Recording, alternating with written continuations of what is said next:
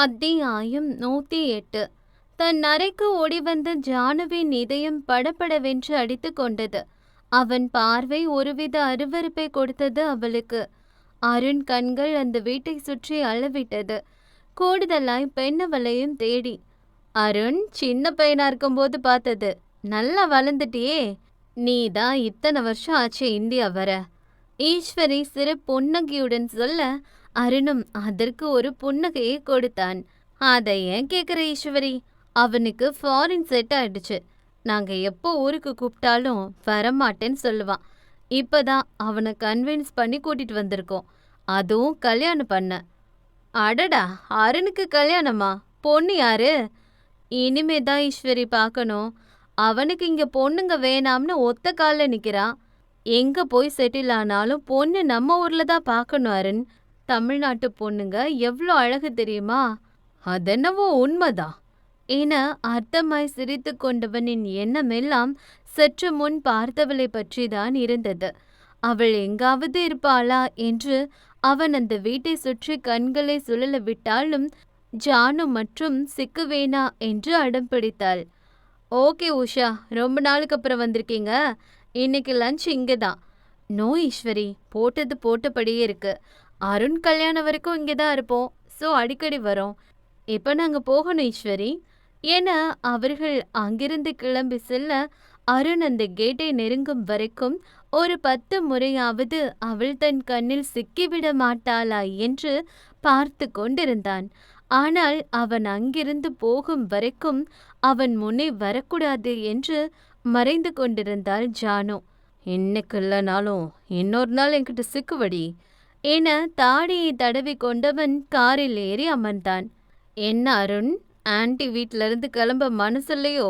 ரொம்ப பிடிச்சி போச்சோ என்று அவன் அன்னை கிண்டலாய் கேட்க, அப்படிதான் நினைக்கிறேன் என வேறு அர்த்தத்தில் சொன்னவன் அந்த கண்ணாடி எடுத்து கண்ணில் மாட்டிக்கொண்டான். இரவாகி போனது. ஆனால் ரேணுகுட்டி அறையை திறக்கவும் இல்லை, வெளியே வரவும் இல்லை. தமிழ் இன்னும் அதே நிலையில்தான் இருந்தாள். தமிழே, புள்ள ரொம்ப நேரம் அழுவது போலடி, என்னன்னு பாருடி. தமிழ் ஒரு பெருமூச்சுடன் கலைந்து கிடந்த முடியை அள்ளி கொண்டே போட்டவள் முகத்தை கழுவி கொண்டு போய் கதவை தட்டினாள். அம்மோ, கதவு தர மாட்ட. உள்ளிருந்து மல்லை குரல் சிறு விசம்பலுடன் கேட்டது. இன்னும் அழுது கொண்டிருப்பாள் போலும். பெற்றவள் மனம் துடித்து போனது. சரி அம்மா, சாரி, இப்ப கதவை திறடா தங்கம். மாட்ட போ, உன் பேச்சுக்கா அவள் விசும்பியபடி சொல்ல, தமிழ் மெல்ல தோழியை திரும்பி பார்த்தாள். எனக்கும் இதுக்கும் சம்மந்தம் இல்லப்பா, அம்மா வச்சு பொண்ணாச்சு என்று அவள் கையை விரித்து விட்டாள். தமிழ் ஸ்பார்க்கி கொண்டு வந்து கதவை திறந்தாள். அறை இருளாக இருந்தது. அம்மோ என்றபடி விளக்கை போட்டவளுக்கு அவள் எங்கே ஒளிந்திருப்பாள் என்று தெரியாதா என்ன? கபோர்டை திறந்து பார்த்தாள். அங்கே இல்லை. பாத்ரூம் கதவை திறந்தாள். அங்கேயும் இல்லை. பெருமூச்சுடன் மெல்ல குனிந்தவள் கட்டிலுக்கு கீழ் பார்த்தாள். தன் உடலை வளைத்து போர்வை இழுத்து மூடியபடி சுருண்டு படுத்திருந்தாள் ரேணு. தமிழ் ஒரு சிறு புன்னகையுடன் கட்டிலுக்கு கீழே போய் மகளை இடித்தபடி படுத்து கொண்டாள். ரேணு மெல்ல தள்ளி படுத்தாள். தமிழ் மீண்டும் அவளை உரசியபடி படுத்தாள். ரேணு மீண்டும் தள்ளி படுத்தாள். ஆனால் அதற்கு மேல் தள்ளி படுக்க முடியாமல் சுவர் இடையூறாக இருந்தது. ரேணு மூக்கை உறிச்சினாள். தமிழ் ஒரு பக்கமாய் உடலை திருப்பி மகளை பார்த்தபடி படுத்தாள். அம்மா மேல கோபமா? ரேணு பதில் சொல்லாமல் ஆமா என தலையாட்டினாள். ரொம்ப கோவமா? ரேணு ஆமா என்றாள். தமிழ் மெல்ல மகளின் பிஞ்சு கருத்தை பிடித்தாள். கோபமாக கையை பின்னோக்கி இழுத்து கொண்டாள் அந்த ரோஷக்காரி. தமிழுக்கு சிரிப்புதான் வந்தது. மீண்டும் கையை பிடித்தாள். இந்த முறை அவள் கையை இழுக்கவில்லை. நீ ரொம்ப சேட்டை பண்ணதுனால தானே அம்மா உன்னை திட்டுன. நீ எதுக்கு பெரிய பசங்களை அடிக்கிற? முகத்தை மூடியிருந்த போர்வையை பட்டென்று அகற்றினாள் ரேணு. அழுதழுது முகமெல்லாம் சிவந்து போனது. தமிழின் இதயமே வலித்தது மகளின் சிவந்த கண்களை கண்டு. அம்மா, அணுவை கீழே தள்ளிவிட்டான், பாவம், அணு கையில காயம். அவள் மூக்கை உறிஞ்சியபடி மெல்ல சொல்ல, இது தமிழுக்கு தெரியாதல்லவே. இதை நீ உன் மிஸ்ஸு கிட்ட சொல்லிருக்கலாமே. நான் சொன்னேன், ஆனா அவங்க நம்பல. அவ்வளோதான் விழுந்துப்பான்னு சொன்னாங்க. அவங்க தான் நம்ப மாட்றாங்கன்னா நீ கூட என்ன நம்பவே இல்லை என்று உதட்டை பிதுக்கிய மகளை மார்போடு அணைத்து கொண்டாள் தமிழ். சாரிடா அம்மு, அம்மா மேல்தான் தப்பு. சாரி. 1000 டைம்ஸ் சாரி சொல்லுங்க. 1000 டைம்ஸ் சாரி என்றாள் தமிழ் பாவமாய். அவ்வளவுதான். அவள் கோபம் காற்றோடு மறைந்து போனது போல, சுவற்றில் ஒட்டிக்கொள்ளும் பல்லியை போல அவள் தாயின் மார்போடு ஒட்டிக்கொண்டாள் அந்த குட்டி தேவதை. சாரியம்மோ என்று மகளின் நெற்றியில் முத்தம் வைத்து மகள் கன்னத்தை துடைத்து விட்டாள். அம்மாக்கும் பொண்ணுக்கும் சண்டை காட்சியெல்லாம் முடிஞ்சா சாப்பிட வரலாம், நேக்கு பசிக்குது. ஹாலில் இருந்து சத்தம் கொடுத்தாள் ரம்யா. உன் அத்தை பசி தாங்க மாட்டா, வா போலாம் என்று மகளை தூக்கி கொண்டு வெளியே வந்தாள் தமிழ். இன்னைக்கு பௌர்ணமி, வாங்க நிலாசோறு சாப்பிடுவோம் என மூவரும் உணவை எடுத்து கொண்டு வெளியே சென்றனர். இவ்வளவு நேரம் எப்படித்தான் வாயை மூடியிருந்தாலோ தெரியவில்லை. பட்டாசு போல அனைத்தையும் ஒப்பிக்க துவங்கி விட்டாள் ரேணு. ரம்யாவும் தமிழும் மிக ஆர்வமாக தலையாட்டி கேட்டு கொண்டிருந்தார்கள். இதற்கிடையே தமிழ் மகளுக்கு உணவை ஊட்டி கொண்டிருந்தாள். மா, நீயும் சாப்பிடு என்று தன் பிஞ்சு கருத்தால் அன்னைக்கு ஊட்டிவிட்டாள் ரேணு. ரம்யா கண்கள் இந்த அழகான காட்சியை தன் போனோடு மட்டுமல்லாமல் மனதோடும் சேமித்து வைத்து கொண்டது. கடவுளே, இவங்க இப்படியே கடைசி வரைக்கும் சந்தோஷமா இருக்கணும். தமிழ் நிறைய கஷ்டப்பட்டுட்டா, இந்த நிம்மதி அவ வாழ்க்கை முழுக்க நிலைக்கணும் என்று எண்ணிக்கொண்டவளின் வாயில் அந்த உணவை அரைக்குறையாக திணித்தாள் ரேணு. ஆனால் இனிதான் அவர்கள் வாழ்வில் பல மாற்றங்கள் வர காத்திருப்பதை அப்பொழுது அவர்கள் அறிந்திருக்க வாய்ப்பில்லை. டப் டப் என்ற சத்தத்துடன் அந்த நெற்றியிலிருந்து வடிந்த ரத்தம் சொட்டு சொட்டாக அந்த தரையில் விழ தலைகீழாக தொங்க விடப்பட்டிருந்தான் ஒருத்தன். அவனை சுற்றி சூரியனை சுற்றி வரும் பூமியைப் போல வட்டமாய் நின்று கொண்டிருந்தார்கள் கோட்சூட் போட்ட சிலர். அவர்களுக்கு மத்தியில் போடப்பட்டிருந்த மர நாற்காலியில் கால் மேல் கால் போட்டபடி அமர்ந்திருந்தான் ராவணன். அந்த பொண்ணுங்க? ராவணன் பொறுமையாக கேட்டாலும் அதில் ஒரு கர்ஜனை இருந்தது.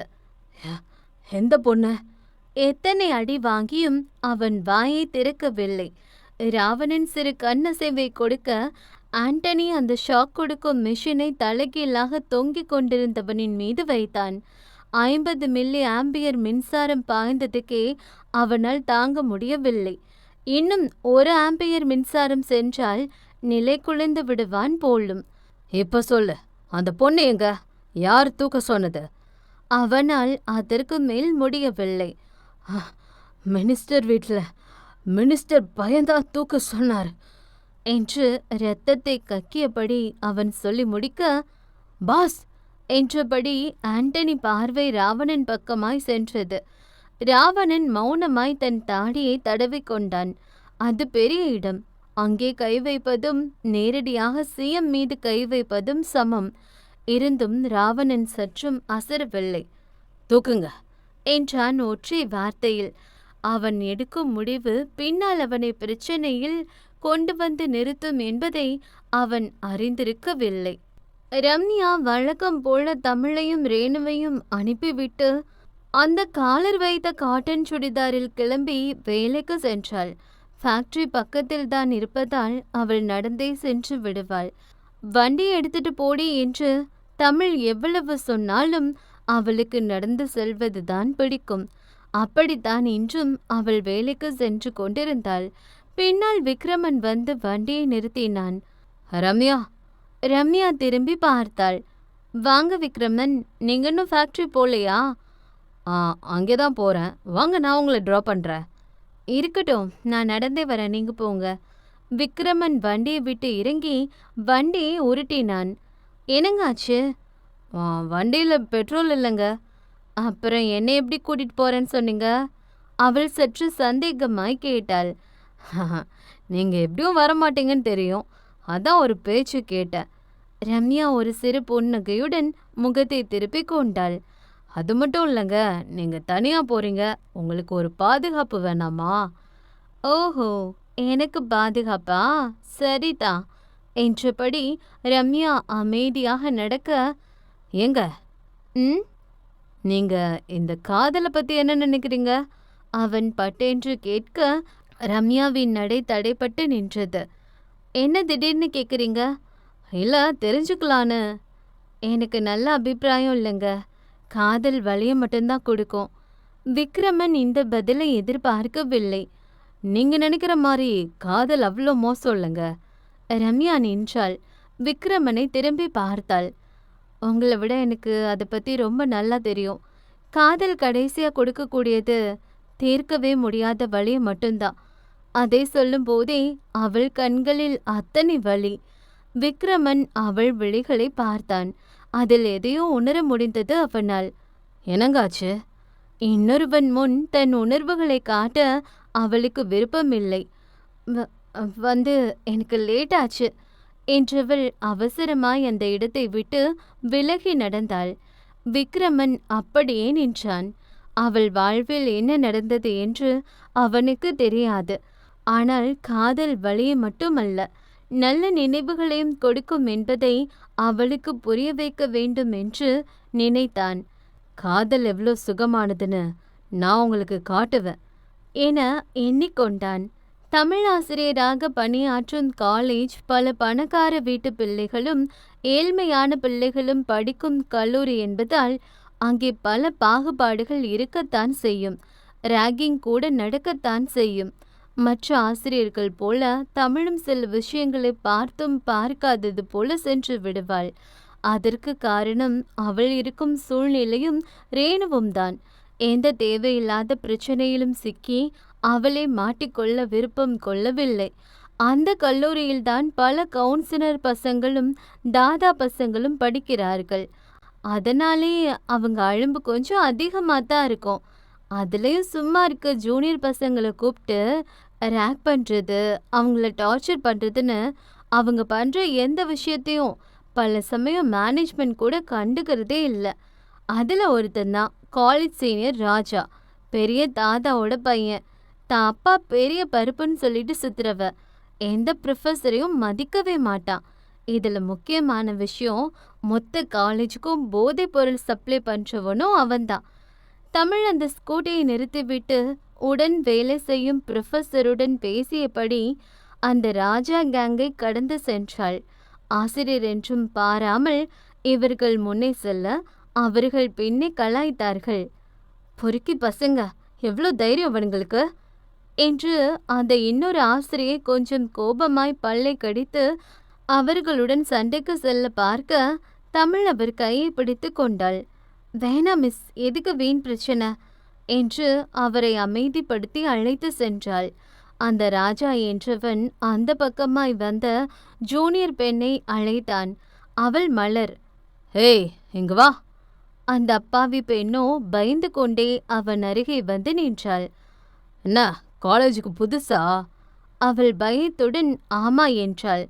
ராஜா கண்கள் அவளை உச்சி முதல் உள்ளங்கால் வரை அளவெடுத்தது. கையில் வைத்திருந்த பொடியை ஜிவ்வென்று இழுத்தவன் அந்த பெண்ணின் கையை பிடித்து தரதரவென்று ஒரு மறைவான இடத்துக்கு இழுத்து சென்றான்.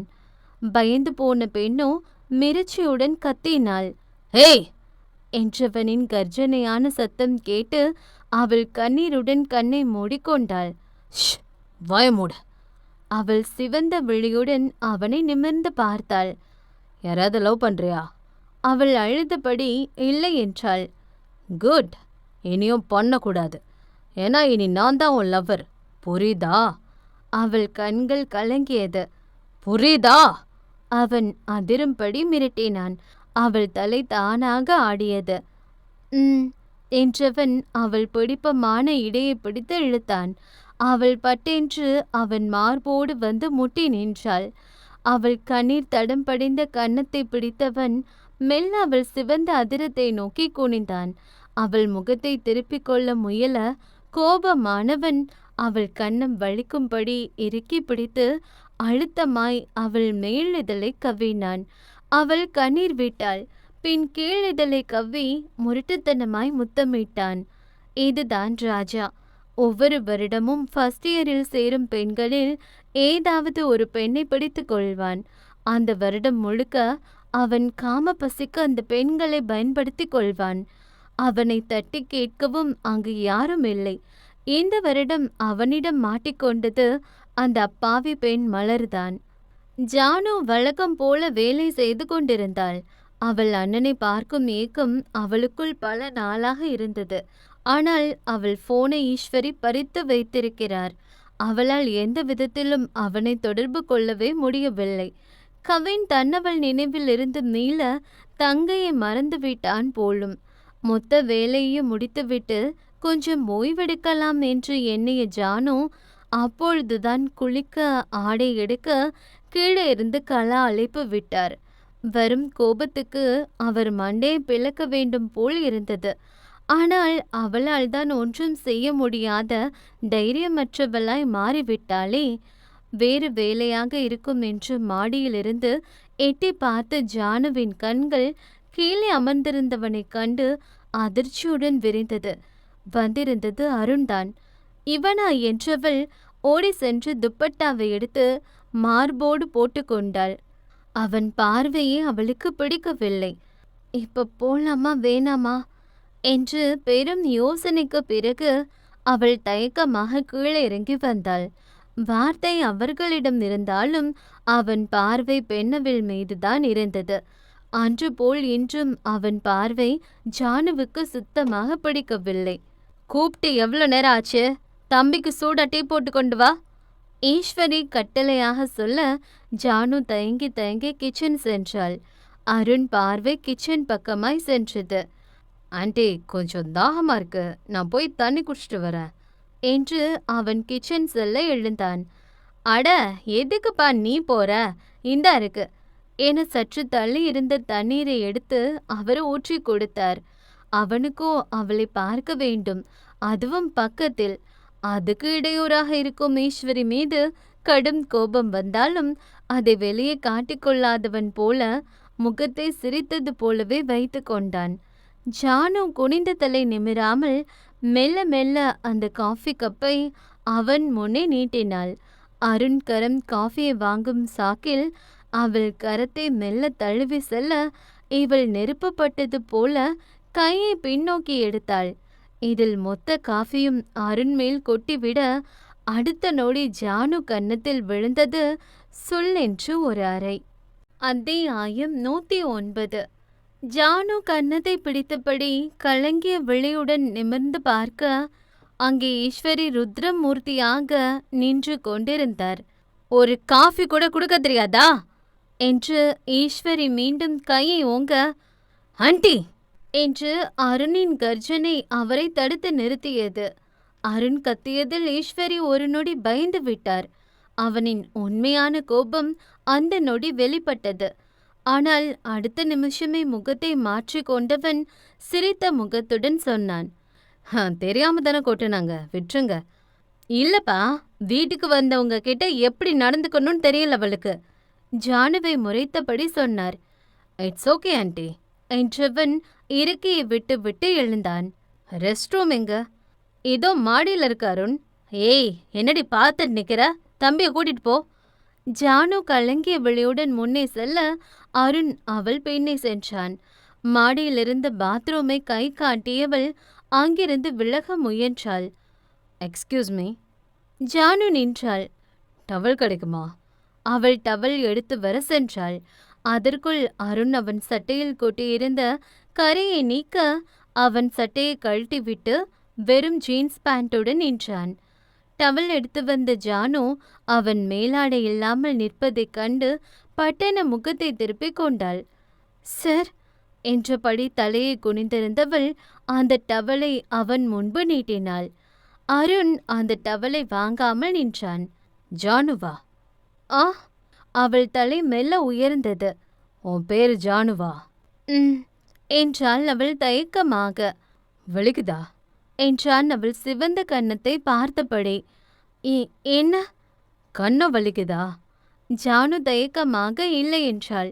அவள் நீட்டிய டவலை வாங்கி கொண்டவன் அவன் ஈரம் படிந்த மேனியை துவட்டி கொண்டான்.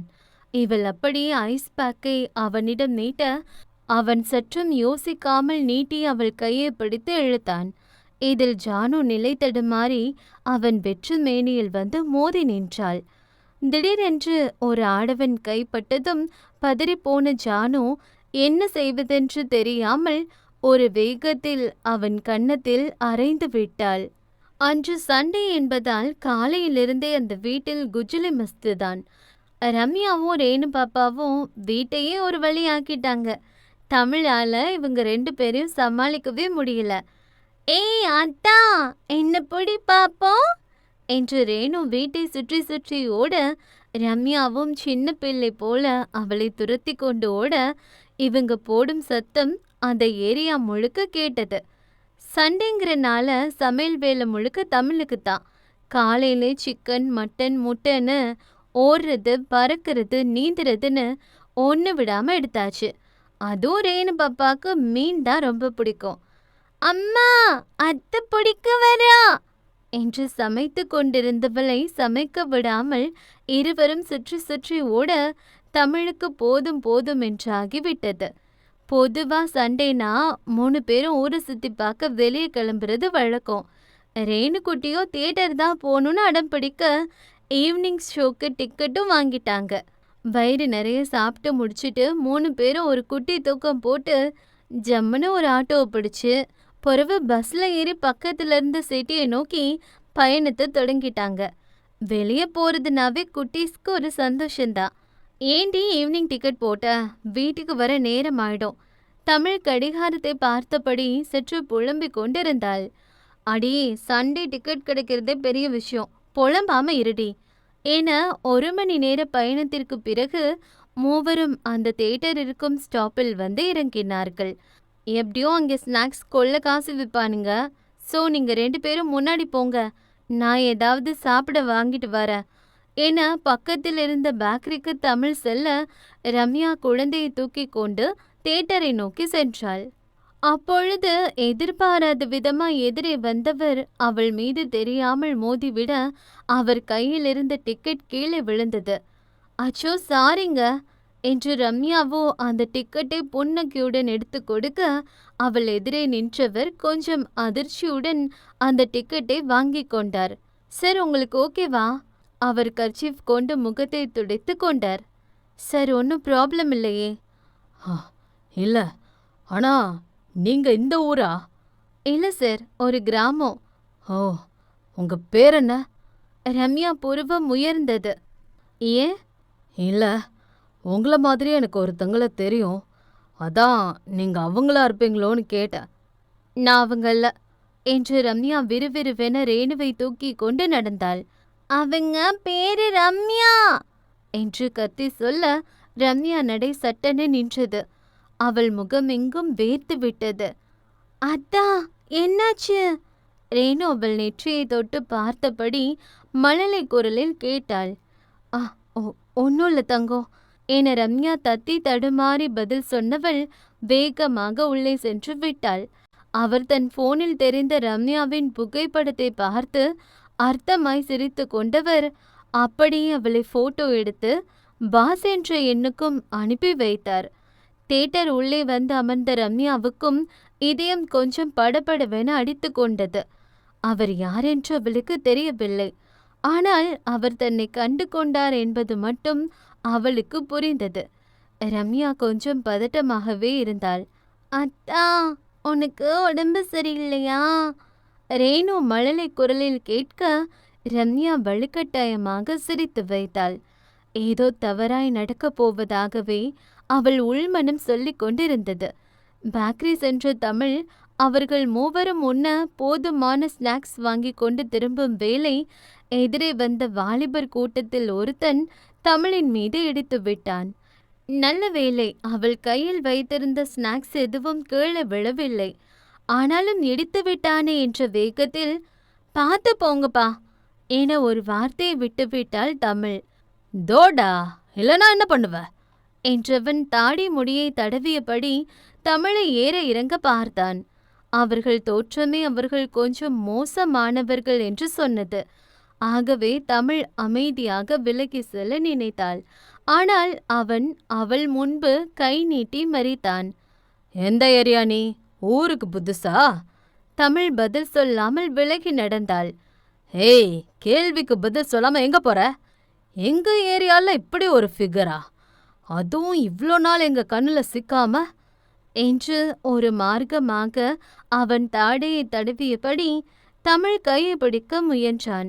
இதில் தமிழ் சற்று கோபம் கொண்டு ஒரு வேகத்தில் அவன் கன்னத்தில் அறைந்து விட்டாள். அவன் சிவந்த விழியுடன் தமிழை கோபமாக திரும்பி பார்த்தான். எங்க ஏரியால வந்து என் மேலே கை வச்சிட்டியா உன்ன? என்று அவன் தமிழின் துப்பட்டா மீது கையை வைக்க போன சமயம் திடீரென்று அவன் கையை பிடித்தது ஒரு வலிய கரம் ஒன்று. யாரோ ஒருவன் கையை பிடித்து விட்டானே என்ற வேகத்தில் அருண் கன்னத்தில் அடித்து விட்டாள் ஜானு. ஆனால் அடித்த பின்புதான் அது தவறு என்பதை அவளுக்கு புரிந்தது. அவள் கைகள் நடுங்கியது. நான் வந்து என்றவளுக்கு வார்த்தை வரவில்லை. இன்னும் அவள் அவன் அருகாமையில்தான் இருந்தாள். அருண் அவளை தான் பார்த்து கொண்டிருந்தான், அதுவும் வெளியெடுக்காமல். ஜானு தயக்கமாக தலை குனிய அருண் அவள் கரம் பற்றி பக்கத்தில் இருந்த மெத்தையில் அவளை அமர வைத்தான். ஜானுவுக்கு உடல் உதறல் எடுத்தது. அவன் தன்னிடம் அத்துமீற போகிறானோ என அவன் கையை உதற நினைத்தாள். அவன் பிடி உடும்பு பொடியாக இருந்தது. என்ன விடு என்றவளுக்கு அவன் அருகாமை பயத்தை கொடுத்தது. அவள் என்னென்னவோ சொல்லிக் கொண்டிருக்க அருண் மெல்ல அவள் கொடுத்த ஐஸ் பேக்கை அவள் சிவந்த கன்னத்தில் ஒத்தனம் வைத்தான். ஜானு இதை எதிர்பார்க்கவில்லை. அவள் விழி அதிர்ச்சியுடன் விரிந்தது. என்ன, உன்னை ரேப் பண்ண போறேன்னு நினைச்சியா?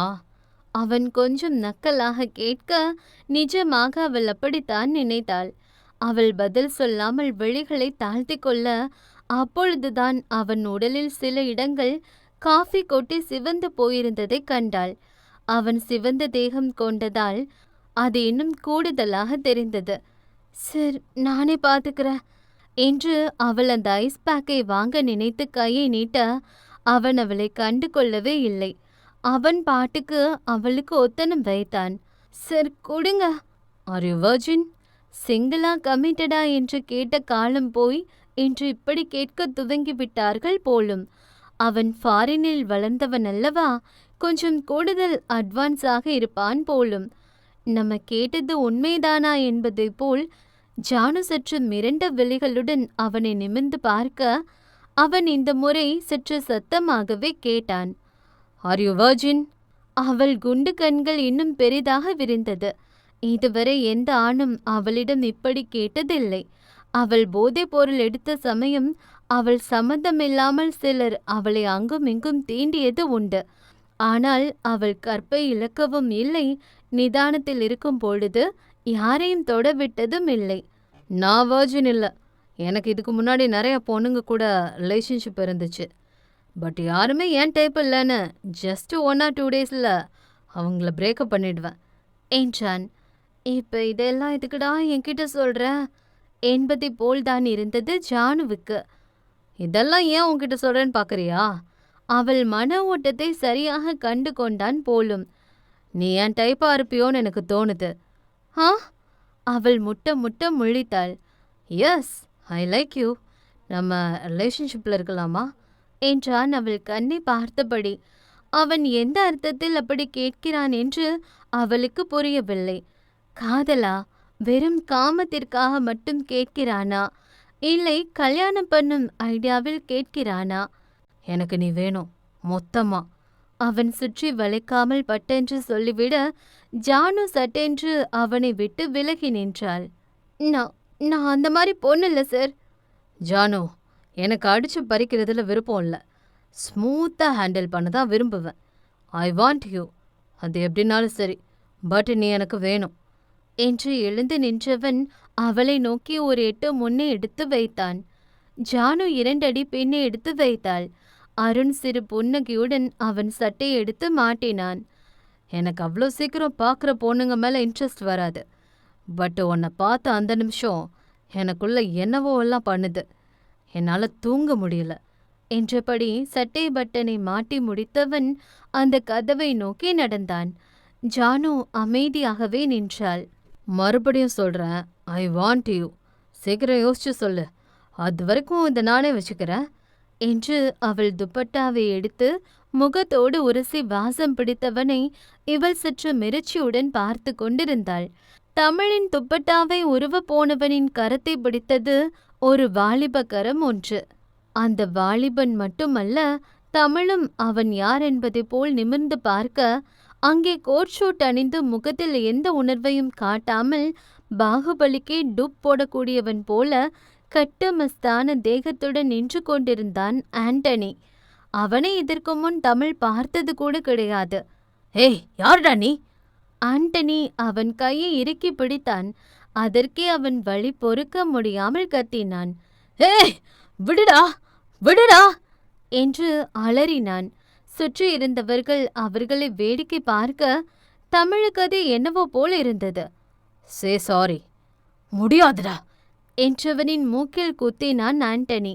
அவன் சில்லு மூக்கு உடைந்து பொது பொதுவென ரத்தம் வடிந்தது. ஆ, ரத்தம், ஐயோ ரத்தம் என்று ரத்தத்தை பார்த்ததும் அவனுடன் இருந்த மற்ற வாலிபர்கள் அந்த இடத்தை விட்டு ஓடியே விட்டார்கள். இப்பொழுது அவன் ஒற்றை ஆளாக நின்று கொண்டிருந்தான். ஏய், ஆளை விட்டு அடிக்க விடுறியா என்று அவன் தமிழை பார்த்து கத்த, இப்பொழுது அவன் கன்னத்தில் சுளிர் என ஒரு அடியை விட்டான் ஆண்டனி. யோ, என்னயா சும்மா சும்மா அடிக்கிற நீ? நீ அடிக்கவா என் அப்பா அத்தை பெத்து விட்டாங்க? சே சாரி என்று மீண்டும் ஆண்டனி கையை ஓங்க, யோ அடிச்சிடாதையா கேக்குற என கலண்டு விழுந்த கடவாப்பல்லை எடுத்து பாக்கெட்டில் போட்டு கொண்டபடி சாரிங்க என்றான் தமிழை பார்த்து. இன்னொரு தடவை என்று ஆண்டனி கையை மடக்க, அவங்க பக்கம் கூட தலை வச்சு படுக்க மாட்டேன் என ஒரு பெரிய கும்பிடு போட்டு விட்டு அதற்கு மேல் அடி வாங்க திராணி இல்லாமல் ஓடியே விட்டான் அவன். ரொம்ப தேங்க்ஸ், தமிழ் சிறு புன்னகையுடன் சொல்ல, அவனும் சிரிப்பு என்பது எந்த கடையில் கிடைக்கும் என்பதை போல ஒரு ரியாக்ஷன் கொடுத்தான். நன்றி சொன்னவளுக்கு ஒரு புன்னகை கூட கொடுக்காதவன் ஏதோ ரோபோ போல விறுவிறுவென்று சற்று தள்ளி இருந்த ராம்போகினி காரை நோக்கி நடந்தான். யாரா இவன்? சிட்டி ரோபோக்கு சித்தப்பாமா ரியாக்ஷன் கொடுக்கறான் என தோல் குலுக்கி கொண்ட தமிழ் தியேட்டர் நோக்கி நடக்க, காருக்கு வந்த ஆண்டனி டிரைவர் சீட்டில் அமர்ந்தான். பக்கத்து சீட்டில் எதையோ யோசித்தபடி அமர்ந்திருந்த ராவணன் கண்கள் ஆண்டனி கையில் இருந்த ரத்தத்தை கவனிக்க தவறவில்லை. என்னாச்சு என்றான் அந்த தீவிர யோசனையில் இருந்த போதும். சில பொறுக்கி பசங்க பேக்கரியில் ஒரு பொண்ணுக்கிட்ட பிரச்சனை பண்ணாங்க, அதான் விசாரிச்சுட்டு வந்த பாஸ் என்றான். விசாரிச்சியா என நக்கலாக சிரித்து கொண்ட ராவணன் விழிகள் மெல்ல அந்த பேக்கரி பக்கம் திரும்பியது. முட்டியை தொடும் நீல கூந்தலுடன் சிவப்பு வண்ண அனார்கலி சுடியில் தியேட்டர் நோக்கி சென்று கொண்டிருந்த தமிழின் பின்பக்க போஸ் ராவணன் கண்ணில் பட்டது. அந்த பெண் யார் என்று அவனால் பார்க்க முடியவில்லை. அவள் பேக் போஸ் மட்டுமே அவனுக்கு கிட்டியது. திடீரென்று தமிழின் துப்பட்டா அந்த பக்கம் இருந்த கம்பியில் மாட்டி அவள் திரும்பும் சமயம் டிரைவர் சீட்டில் அமர்ந்திருந்த ஆண்டனி காரை எடுத்தான். அங்கே தன் கேபினில் அமர்ந்திருந்தான் கவின். கிளிக் என்று ஒரு வாட்ஸ்அப் மெசேஜ் வரும் சத்தம் கேட்டு லேப்டாப்பில் கவனம் செலுத்தி கொண்டிருந்தவன் மெல்ல தன் ஐபோனை கையில் எடுத்தான். அதில் ரம்யா ரேணுவை தூக்கி பிடித்தபடி இருந்த புகைப்படம் இருக்க கவின் கண்கள் விரிந்தது. இருக்கையிலிருந்து வேகமாக எழுந்தவன் அந்த புகைப்படத்தை ஜூம் செய்து பார்த்தான். ஆம், அது ரம்யாவேதான். அவளேதான். அவன் 5 வருட தேடலுக்கு சொந்தக்காரிதான். ஃபைனலி ஐ ஃபவுண்ட் யூ என அந்த இடமெங்கும் அதிரும்படி கத்தினான் கவின்.